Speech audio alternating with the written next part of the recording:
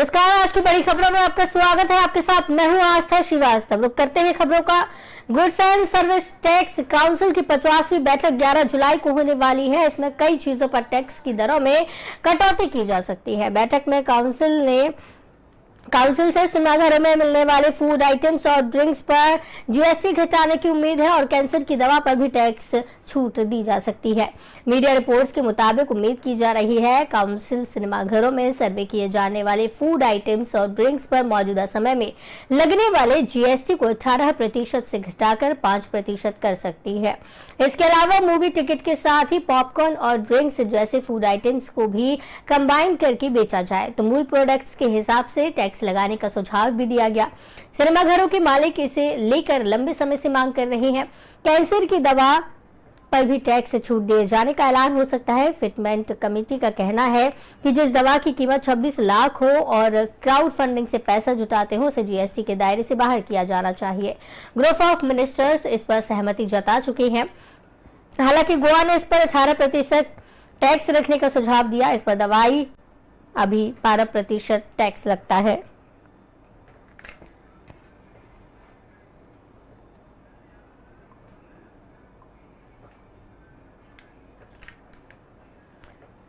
तो महाराष्ट्र में जिस तरीके से हंगामा देखने को मिल रहा है, वहीं राष्ट्रवादी कांग्रेस पार्टी के मुखिया शरद पवार ने एक बातचीत की है मीडिया चैनल के साथ में। उसमें उन्होंने कहा है कि 2014 और 2019 के चुनावों में उन्होंने बीजेपी के साथ बातचीत की थी, लेकिन विचारधारा अलग होने की वजह से बातचीत आगे नहीं बढ़ी। उन्होंने अजीत पवार की बगावत पर प्रतिक्रिया देते हुए कहा कि 82 साल की उम्र में भी काम कर सकते हैं। शरद पवार की टिप्पणी अजीत पवार के उस बयान के कुछ दिन बाद आई जिसमें उन्होंने कहा था कि अब समय हो गया है उनके चाचा रिटायरमेंट ले लें और राकांपा की कमान उन्हें सौंप दे। बता दें कि पवार ने जोर देते हुए कहा कि वह अभी बूढ़े नहीं हुए हैं और पूर्व प्रधानमंत्री अटल बिहारी वाजपेयी के शब्दों को दोहराते हुए उन्होंने कहा, न टायर्ड हूं न रिटायर्ड हूं। राकांपा मुखिया ने कहा कि वो पार्टी के लिए काम कर रहे हैं और उनके पास कोई मंत्री पद नहीं है। उन्होंने कहा कि मुझे रिटायर होने के लिए कहने वाले वो कौन होते हैं।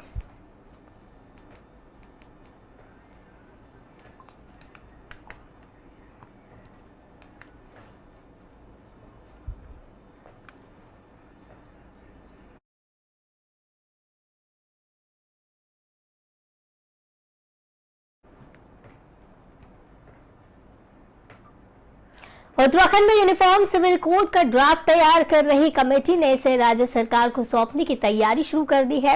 एक समाचार एजेंसी की रिपोर्ट के मुताबिक इस ड्राफ्ट की रिपोर्ट 15 जुलाई तक उत्तराखंड सरकार को सौंपे जाने की उम्मीद है। सूत्रों की माने तो यूसीसी का ड्राफ्ट तैयार करने वाली कमेटी की एक बैठक 9 जुलाई को दिल्ली में होने वाली है। यूनिफॉर्म सिविल कोड पर सूत्रों की माने तो समिति की रिपोर्ट तैयार करने के साथ ही सिफारिश शामिल किए गए थे, जिसमें प्रासंगिक कानूनी प्रावधानों से जुड़े दस्तावेज और अनुलग्न भी शामिल थे। अब माना जा रहा है कि ये सभी दस्तावेज रिपोर्ट का हिस्सा होंगे। सूत्रों के मुताबिक उत्तराखंड के मुख्यमंत्री पुष्कर सिंह धामी ने कहा कि जरूरत पड़ने पर विधानसभा सत्र बुलाया जाएगा। ये सत्र खास तौर पर यूसीसी के लिए बुलाया जाएगा। सूत्रों ने कहा मुख्यमंत्री पुष्कर सिंह धामी ने संकेत दिया है कि विधानसभा का विशेष सत्र बुलाया जा सकता है। ये सत्र जरूरत पड़ने पर यूसीसी के लिए बुलाया जाएगा। बीते दिनों ही सीएम धामी ने कहा था यूसीसी का मसौदा तैयार करने का काम जिस समिति को सौंपा गया था, जिसे राज्य में लागू किया जाना है, उसने समाज के सभी तबकों के साथ संवाद किया है। जो पिछले 1 साल में राज्य के करीब 2 लाख से ज्यादा लोगों और प्रमुख हितधारकों के साथ इस समिति की बातचीत हुई है।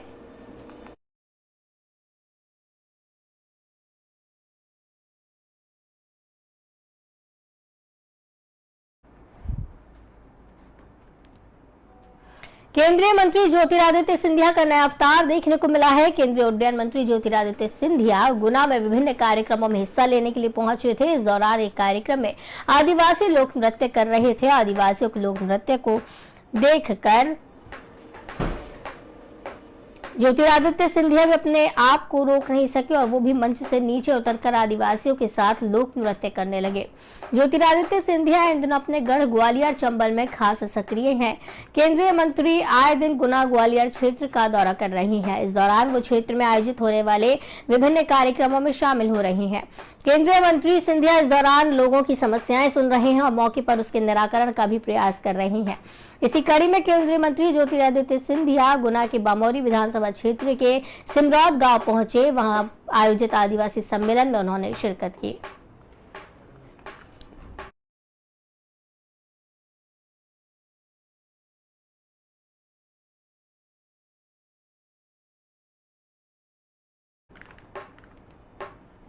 कांग्रेस नेता रणदीप सुरजेवाला ने बड़ा बयान दिया। उन्होंने मनोहर सरकार पर निशाना साधा है और कहा कि हरियाणा की मनोहर सरकार ने हमारी बेटियों का अपमान किया है। हरियाणा सरकार, हरियाणा की भाजपा जजप्पा सरकार आए दिन हरियाणा के युवक और युवतियों से जाति कर रही है और अब तो हद ही हो गई। अब खट्टर सरकार ने नोटिस जारी किया है 7 जुलाई 2023 को कि वो हरियाणा की बेटियों की छातियां नापना चाहते हैं फॉरेस्ट रेंजर और डिप्टी फॉरेस्ट रेंजर के एग्जाम के लिए। बाकायदा नोटिस जारी करके शर्त रखी गई है कि सभी हरियाणा की युवतियों का जिन्होंने फॉरेस्ट रेंजर और डिप्टी फॉरेस्ट रेंजर के लिए अप्लाई किया है, उनकी अनएक्सपेंडेड चेस्ट 74 सेंटीमीटर और एक्सपेंडेड चेस्ट 79 ओम राउत के डायरेक्शन में बनी आदि पुरुष 16 जून को सिनेमाघरों में रिलीज हुई थी। संस्कृत महाकाव्य रामायण पर बेस्ड फिल्म में प्रभास ने राघव कृति सेनन ने माता जानकी और सैफ अली खान ने लंकेश की भूमिका निभाई थी। हालांकि फिल्म में खराब वीएफएक्स और डायलॉग और किरदारों के खराब चित्रण को लेकर विवादों में आ गई। मेकर्स पर सनातन धर्म का मजाक उड़ाने का आरोप लगाया गया। वहीं फिल्म में सुरक्षा भाषा का इस्तेमाल करने और डायलॉग में आधे गालियों का इस्तेमाल करने के लिए भी मनोज मुंतशिर की कड़ी आलोचना की गई। हालांकि पहले मेकर्स और मनोज ने आदि पुरुष को सपोर्ट किया था, लेकिन अब फाइनली मनोज मुंतशिर ने आदि पुरुष विवाद पर माफी मांग ली है। फिल्म रिलीज के 3 हफ्ते बाद मनोज मुंतशिर ने ट्वीट कर आदि पुरुष विवाद पर माफी मांगी। साथ ही उन्होंने हनुमान को भी भगवान बोल दिया। मनोज ने आज अपने सोशल मीडिया हैंडल पर हिंदी और अंग्रेजी में एक माफी नोट लिखा और उसमें उन्होंने लिखा है कि मैं स्वीकार करता हूं कि फिल्म आदि पुरुष से जनभावनाएं आहत हुई हैं। अपने सभी भाइयों बहनों बड़ों पूज्य साधु संतों और श्री राम के भक्तों से मैं हाथ जोड़कर बिना शर्त क्षमा मांगता हूं। भगवान बजरंग बली हम सब पर कृपा करें, हमें एक और अटूट रहकर अपने पवित्र सनातन और महान देश की सेवा करने की शक्ति दें। इस माफीनामे के बाद मनोज मुंतशिर को सोशल मीडिया यूजर्स काफी ट्रोल कर रहे हैं। एक यूजर ने लिखा, काफी देर कर दी, जब फिल्म फ्लॉप हो गई, सिनेमा घर से उतरनी शुरू हो गई, जब खोने को कुछ और नहीं बचा, जब जनता का आक्रोश खुद ही ठंडा हो गया, तब माफी मांग रहे हो। ये काम तो फिल्म रिलीज होने के कुछ दिनों के अंदर ही हो जाना चाहिए था, लेकिन तब तो आप कलेक्शन गिनने और फिल्म का बचाव कर घाव पर नमक छिड़कने में व्यस्त थे। अब फिल्म की कमाई पूरी तरह थम गई तो माफी मांग रहे हैं।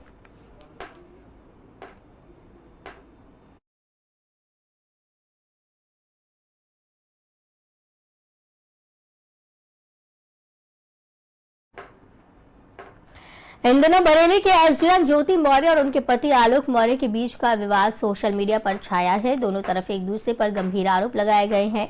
जहां पति आलोक मौर्य अपनी पत्नी को पढ़ाने लिखाने का दावा कर रहे हैं, तो वहीं ज्योति मौर्य ने पति पर दहेज उत्पीड़न और झूठ बोलकर शादी करने का आरोप लगाया है, जिसके बाद सोशल मीडिया पर कई तरह की प्रतिक्रियाएं देखने को मिल रही हैं। इन तमाम विवादों के बीच ज्योति मौर्य से अफेयर को लेकर चर्चा में आए जिला होम कमांडेंट मनीष दुबे का भी बयान सामने आया। एक रिपोर्ट के मुताबिक जिला कमांडेंट मनीष दुबे का ये बयान ऑफिशियल नहीं है। उन्होंने कथित तौर पर ऑफ द कैमरा इस मुद्दे पर कई बातें कही हैं। एक निजी चैनल ने हिडन कैमरे पर उनके बयान को रिकॉर्ड किया, जिसमें वो ज्योति मौर्य उनके पति को लेकर कई तरह कहते दिख रहे हैं। वो इस मुद्दे को लेकर काफी परेशान भी दिखाई दी। उन्होंने आलोक का नाम लिए बिना कथित तौर पर कहा, जो ज्योति मौर्य को पढ़ाने लिखाने की बात कर रहा है, वो ये तक नहीं बता सकता कि यूपीएससी में कितने पेपर होते हैं। पढ़ाने लिखाने का मतलब बचपन से होता है। आज जहां हम बैठे हैं वहां कोई किसी को भी बना सकता है क्या? शुक्रवार को ज्योति मौर्य ने अपने वरिष्ठ अधिकारियों से मुलाकात की और पूरे विवाद पर अपना पक्ष रखा। उन्होंने सोशल मीडिया पर उनके खिलाफ की जा रही टिप्पणियों पर अधिकारियों को सफाई दी और पूरे मामले की जांच की बात की।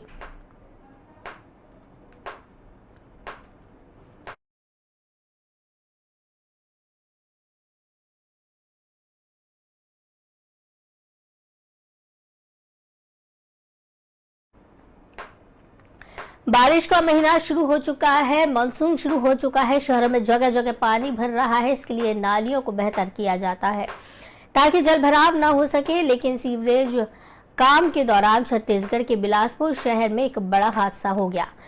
आज सुबह एक 3 मंजिला बिल्डिंग गिर गई। हालांकि राहत की बात यह है कि कोई जनहानि नहीं हुई, लेकिन नगर निगम की बड़ी लापरवाही देखने मिली।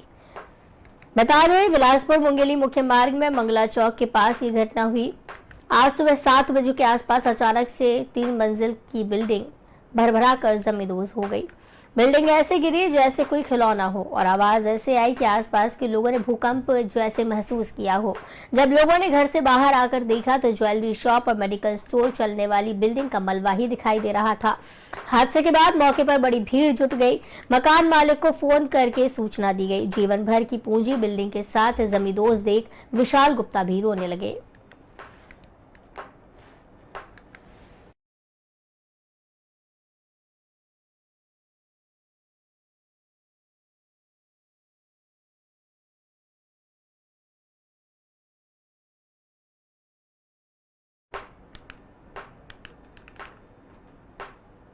जाति हिंसा से ग्रस्त पूर्वोत्तर राज्य मणिपुर में शनिवार देर रात भूकंप के झटके महसूस किए गए, जिसकी रिक्टर स्केल पर 3.3 तीव्रता मापी गई। नेशनल सेंटर फॉर सिस्मोलॉजी ने इसकी जानकारी दी। एनसीएस के मुताबिक मणिपुर में रात 12:14 पर भूकंप से धरती copy. National centre for seismology ने बताया कि भूकंप के झटके मणिपुर के उखरूल से 13 किलोमीटर पश्चिम दक्षिण पश्चिम में आया। फिलहाल भूकंप से किसी के हताहत होने की खबर नहीं आई है सामने। बताया जा रहा है कि शनिवार रात जैसे ही भूकंप के झटके लोगों ने महसूस किए, फौरन घरों से बाहर खुली जगहों पर चले आए। हालांकि भूकंप के झटके हल्के होने से लोगों को राहत।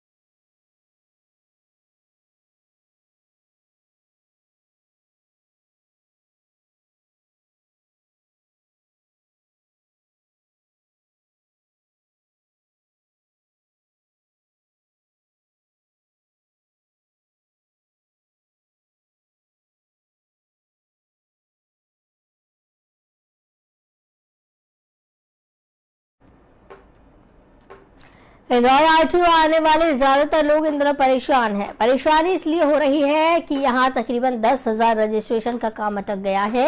हालांकि अफसर कुछ कार्ड आने की और काम करने का दावा कर रही हैं, लेकिन फिलहाल लोगों को इससे राहत मिलेगी ऐसा नजर नहीं आता। इंदौर आरटीओ प्रदेश के बड़े आरटीओ में से एक है।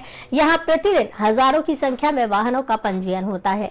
वहीं पिछली बार की तरह इस बार भी आरटीओ में रजिस्ट्रेशन कार्ड फिर खत्म हो गए, जिससे 10,000 से ज्यादा वाहनों के कार्ड अटके पड़े हैं। कार्ड न बनने से वाहन मालिक परेशान हो रहे हैं। वहीं रोजाना सैकड़ों वाहन मालिक आरटीओ और शोरूम के चक्कर लगाने को मजबूर हैं। प्रदेश के परिवहन विभाग एक बार फिर रजिस्ट्रेशन कार्ड की कमी से जूझ रहा है। पिछले 15 दिनों से इंदौर आरटीओ ऑफिस में रजिस्ट्रेशन कार्ड ही नहीं, इसके कारण नए पुराने वाहनों की रजिस्ट्रेशन कार्ड ही जारी नहीं हो पा रहे। कार्ड न मिलने से परेशान वाहन मालिक रोजाना आरटीओ ऑफिस और शोरूम के चक्कर लगा रहे हैं। कार्ड कब तक मिलेंगे, इसे लेकर कोई स्पष्ट जानकारी नहीं है। दरअसल मध्य प्रदेश परिवहन विभाग ने कार्ड देने का ठेका स्मार्ट चिप कंपनी को दिया गया है। कंपनी ही कार्ड्स की उपलब्धता करवाने से लेकर उसे प्रिंट कर जारी करने तक का काम करती है। इन कार्ड्स के लिए आवेदकों से अलग अलग पैसे भी लिए जाते हैं। इन कार्ड्स को नए वाहनों के रजिस्ट्रेशन के साथ ही पुराने वाहनों की ट्रांसफर, रिन्यू और पता बदलने जैसे कामों के बाद जारी किया जाता है।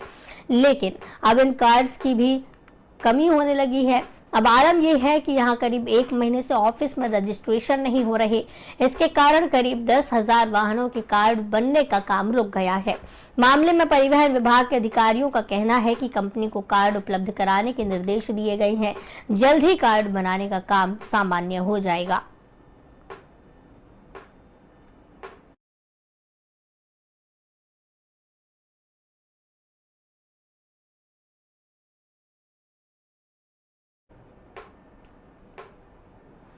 उत्तर प्रदेश के कई जिलों में बारिश होने की संभावना है। बारिश की संभावना को देखते हुए आईएमडी ने राज्य के 7 जिलों में ऑरेंज अलर्ट जारी किया है। विभाग की ओर से जिन जिलों में ऑरेंज अलर्ट है उसमें सहारनपुर, मुजफ्फरनगर, बिजनौर, मेरठ, बागपत, मुरादाबाद, बुलंदशहर और आसपास के इलाकों में बारिश होने की संभावना है। विभाग ने राज्य के बागपत, गाजियाबाद, नोएडा, हाथरस, मथुरा, आगरा, इटावा, फिरोजाबाद, कासगंज, बदायूं, रामपुर, लखीमपुर खीरी, मैनपुरी, उन्नाव, रायबरेली, कानपुर नगर, ललितपुर, बांदा, चंदौली, सोनभद्र, गाजीपुर और आसपास के जिलों में बारिश की संभावना जलाई। इन जिलों में येलो अलर्ट जारी किया गया है। मौसम विभाग की ओर से जारी की गई चेतावनी में कहा गया है कि पश्चिमी यूपी में अनेक स्थानों पर गरज चमक के साथ बारिश और बौछारें पड़ने की संभावना है। वहीं पूर्वांचल में कुछ स्थानों पर तेज बारिश की संभावना जताई गई है। हालांकि यहां भी कई जगहों पर वज्रपात को लेकर लोगों को अलर्ट रहने के लिए कहा गया है। पश्चिमी इलाकों में कुछ स्थानों पर मेघ गर्जने के साथ ही वज्रपात की चेतावनी दी गई है।